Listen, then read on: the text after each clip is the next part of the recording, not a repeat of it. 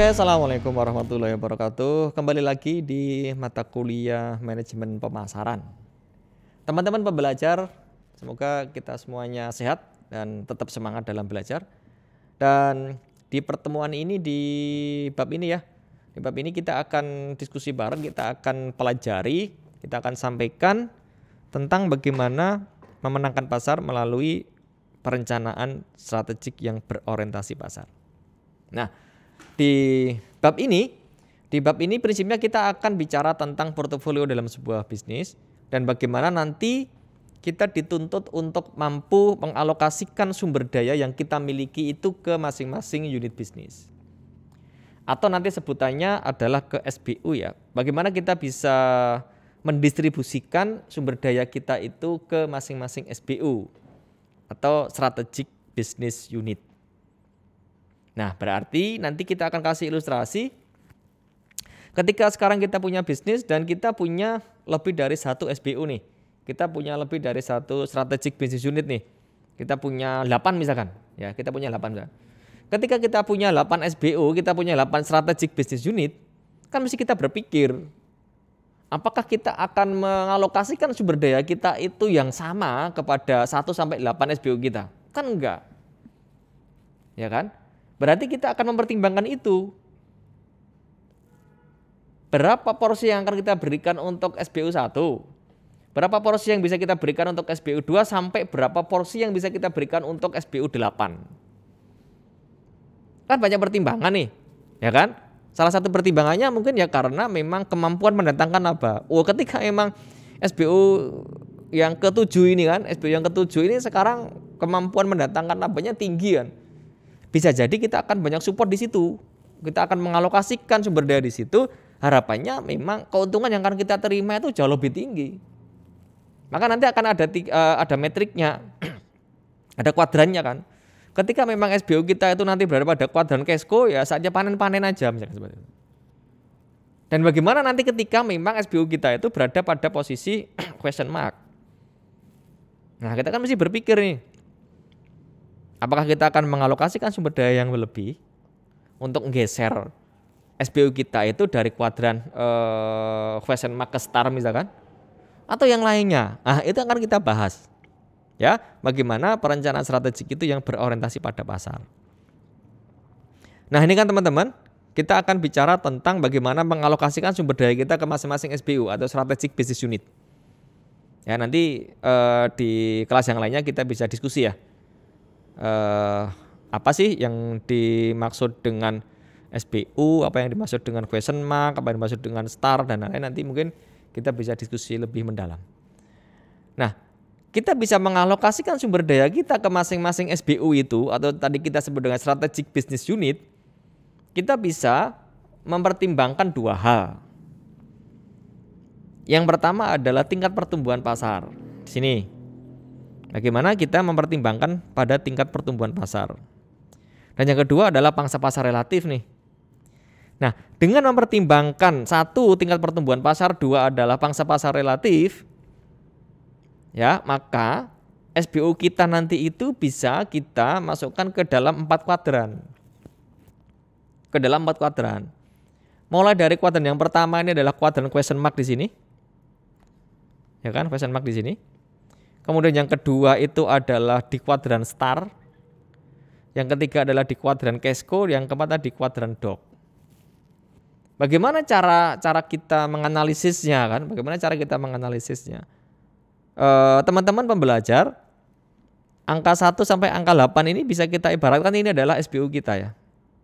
1 sampai 8 ini adalah strategic business unit ya. Ya kan? Ada lingkaran 1, 2, 3, 4, 5, 6, 7, 8. Dan ternyata kan dari masing-masing SBU kita kan tersebar nih di masing-masing kuadran. Sengaja dibuat tersebar. Sehingga kita akan punya ilustrasi bagaimana kita harus mengalokasikan sumber daya kita. Kalau semua langsung tersebar di cashflow ya berarti yang dibahas di cashflow tok kan. Kalau semua tersebar di star ya di star tok kan. Maka kita buat sebarannya ada di masing-masing kuadran di sini. Nah, berarti cara menganalisisnya kalau SBU kita sekarang berada di angka 1, 2, 3. Ingat, 1, 2, 3 berarti di kuadran question mark. Berarti SBU kita sekarang posisinya itu memiliki tingkat pertumbuhan pasar yang tinggi di sini kan? Memiliki tingkat pertumbuhan pasar yang tinggi dan memiliki pangsa pasar relatif rendah. Saya ulangi, berarti SBU 1, 2, 3 berada pada kuadran question mark, memiliki tingkat pertumbuhan pasar yang tinggi dan pangsa pasar relatif yang rendah. Pangsa pasar relatif yang rendah itu cara membacanya ini kan, berapa selisih total penjualan dari produk kita itu dibanding dengan para pesaing kita. 1 kalinya kah, 2 kalinya kah, 3 kalinya kah, sampai 10 kalinya kah atau macam-macam. Maka cara bacanya semakin ke sana ya, semakin ke kiri kan semakin bagus. Semakin bagus. Semakin ke sana berarti semakin kecil kan. Semakin kecil. Nah, sekali lagi berarti SBU kita 1, 2, 3 di kuadran question mark itu memiliki tingkat pertumbuhan pasar yang tinggi dan pangsa pasar relatif yang rendah. Ya kan? Meskipun tingkat pertumbuhan pasar tinggi itu, tapi penjualan kita itu relatif lebih kecil. Relatif lebih rendah dibandingkan dengan para pesaing utama kita. Nah, terus apa yang bisa dilakukan nanti kan kita bahas. Isu di masing tahap, strategi di masing kuadran. Isu di masing kuadran apa dan strategi di masing-masing kuadran itu apa. Ini kita bicara isu dulu kan, isunya tadi. Kemudian kalau ternyata SBU kita berada pada angka 4 dan 5 berarti di kuadran star. Oke, gimana cara bacanya? Berarti tingkat pertumbuhan pasarnya tinggi dan pangsa pasar relatifnya itu tinggi. Ya, tingkat pertumbuhan pasarnya tinggi dan pangsa pasar relatifnya itu tinggi. Geser ke sana. Ya kan? Berarti bisa jadi produk kita itu, ya kan, total penjualannya bisa 1 kalinya, 2 kalinya, 3 kalinya, 4 kalinya, 10 kalinya lebih besar dibandingkan dengan total penjualan perusahaan pesaing kita. Ini isunya ya, isu di kuadran yang kedua. Terus isu di kuadran yang ketiga ya, di Cashco ya, Cashco. Cashco ini berarti apa? Tingkat pertumbuhan pasarnya mulai melemah. Sementara pangsa pasar relatifnya itu tinggi. Ya, tingkat penjualannya kita tuh jauh lebih tinggi. Tetapi hati-hati, ada satu tren tingkat pertumbuhan pasarnya itu mulai melemah. Kenapa? Bisa jadi di sini mulai berdatangan, di sini mulai bermunculan para pesaing. Ya kan, market follower mulai pada masuk ke sini. Karena karakteristik dari market follower kan ketika memang ada tren yang bagus, ketika tingkat pertumbuhan pasar tertentu itu mulai bagus, ya dia akan masuk ke situ. Dia akan masuk ke situ.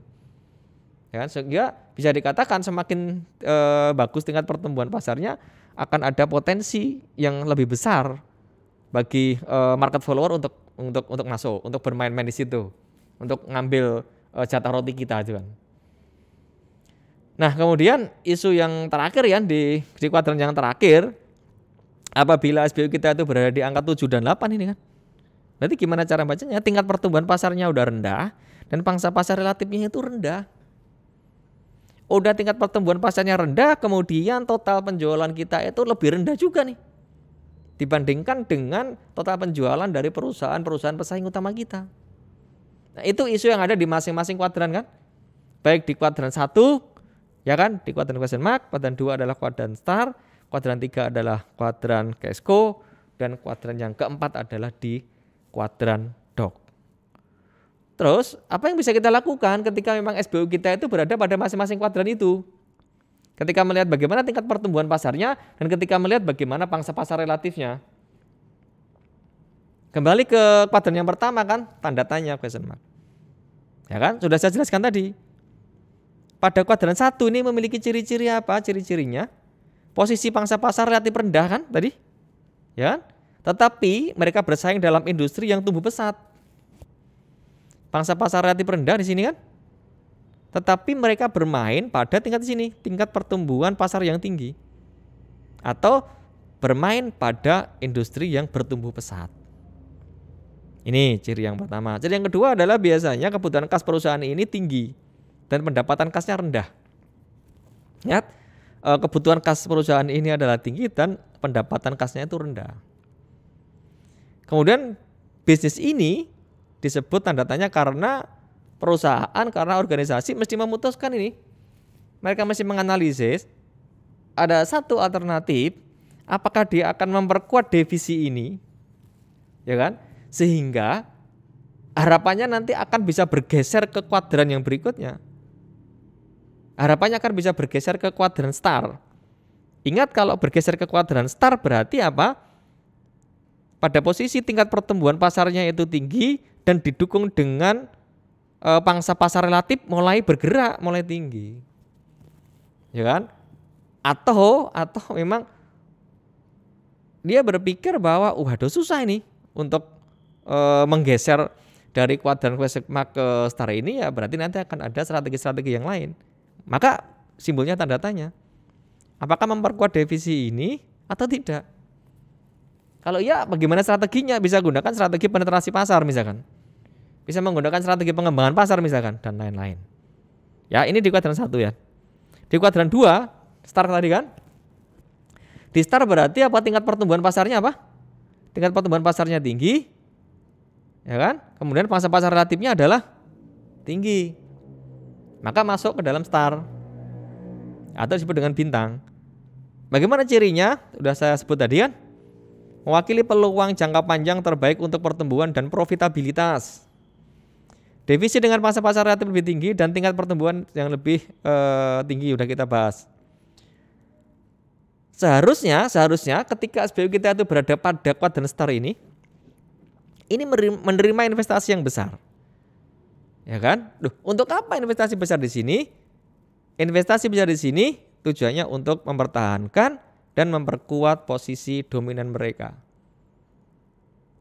Meskipun tingkat pertumbuhan pasarnya tinggi, pangsa pasar relatifnya itu juga semakin bergerak, semakin tinggi, tapi ini menerima investasi yang besar untuk apa? Mempertahankan posisi yang kuat di pasar, mempertahankan posisi dominannya di pasar.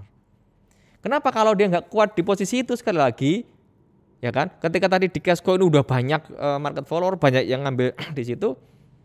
Ini kan mulai berdatangan di star, mulai berdatangan para pesaing, para kompetitor, para market follower kan. Maka dia pastikan dia akan mendominasi pasar itu. Dia akan mendominasi pasar itu. Kemudian kategori ini adalah pemimpin pasar, namun bukan berarti akan memberikan arus kas yang positif bagi perusahaan. Karena tadi masih keluar biaya untuk memenangkan pasar dan mengantisipasi datangnya para pesaing. Tinggal kata kuncinya tadi kan ketika kita bicara tentang diferensiasi. Besok kan kita bahas detail itu kan bagaimana diferensiasi yang bagus itu. Salah satu cirinya saya ambil contoh dulu, diferensiasi yang bagus itu adalah diferensiasi yang memang susah ditiru. Karena kalau kita udah susah payah mendesain satu diferensiasi sementara itu gampang ditiru oleh orang, ya kita akan sia-sia. Kita susah bangun itu, kita belum menikmati tapi udah diambil oleh para pesaing kita. Ini kalau berada di kuadran star. Ketiga berarti apa? Ketiga adalah kuadran Cashco. Ya kan? Cashco ini kan memiliki pangsa pasar relatif yang tinggi. Ya kan? Ya kan? Dalam industri pertumbuhan yang mulai melambat. Nah, mengapa dikatakan sebagai sapi perah? Karena ini menghasilkan kas yang lebih dari yang dibutuhkan. Cuma mereka seringkali diperah untuk membiayai dan membiayai sektor usaha yang lainnya. Dia subsidi gitu kan. Subsidi silang ke SBU-SBU yang lainnya. Dia subsidi silang ke SBU yang berada pada kuadran question mark. Dia subsidi silang investasi di SBU, di star, harapannya tadi untuk mempertahankan posisi dominannya di pasar dan lain-lain. Ya kan? Nah, apa strateginya? Strateginya pengembangan produk atau diversifikasi konsentrik. Ini menjadi strategi yang menarik ketika memang SBU kita berada pada kuadran yang ketiga. Nah, sekarang di kuadran yang terakhir kan, di kuadran DOC berarti gimana tadi cara bacanya? Tingkat pertumbuhan pasarnya rendah, kemudian pangsa pasar relatifnya rendah juga. Memiliki pangsa pasar relatif yang rendah dan bersaing dalam industri pertumbuhan yang rendah. Ya kan? Maka, ya kan? Bisa terancam ini kalau memang kita tidak bisa mempertahankan di sini. Maka mungkin strateginya ada beberapa, ya kan? Nanti akan kita sampaikan lebih detail di kuliah secara online-nya. Tapi secara umum dari kuadran-kuadran itu, ya kan? Secara umum ada strateginya seperti ini. Ketika SBO kita itu berada pada kuadran yang pertama, question mark, maka strateginya adalah kembangkan. Artinya kembangkan itu kita bisa invest di situ dan kita akan geser pangsa pasar relatifnya itu bisa meningkat. Kenapa posisinya kan pertumbuhan pasarnya bagus, maka kembangkan. Ketika berada pada kuadran star kedua dan cashco yang ketiga, maka kita bisa pertahankan di situ. Maka ingat tadi strateginya ketika di kuadran star kita butuh investasi untuk mempertahankan posisi dominan di pasar kan. Dan ketika di cashco bisa aja kita panen, saatnya panen ya kan. Dan ketika memang dengan terpaksa ada satu atau dua SBU kita berada pada kuadran kuadran yang keempat, kita pun bisa lepaskan itu. Ya, selama memang kita analisis kayaknya sangat berat ketika kita mesti naikkan kembali, ya kan, angkat kembali produk kita, merek kita sampai ke kuadran question mark, star, dan kembali ke cashco. Ini teman-teman yang bisa saya sampaikan di materi ini. Mudah-mudahan teman-teman cukup jelas, dan silakan nanti kalau memang ada pertanyaan-pertanyaan mungkin bisa kita bahas bareng-bareng, bisa kita diskusikan bareng-bareng di diskusi-diskusi online dengan menggunakan media-media yang sudah kita sepakati. Itu yang bisa saya sampaikan. Terima kasih atas perhatiannya. Mohon maaf atas segala kesalahan dan kekurangan. Semangat selalu dan mudah-mudahan kita semuanya sehat selalu. Saya kira assalamualaikum warahmatullahi wabarakatuh.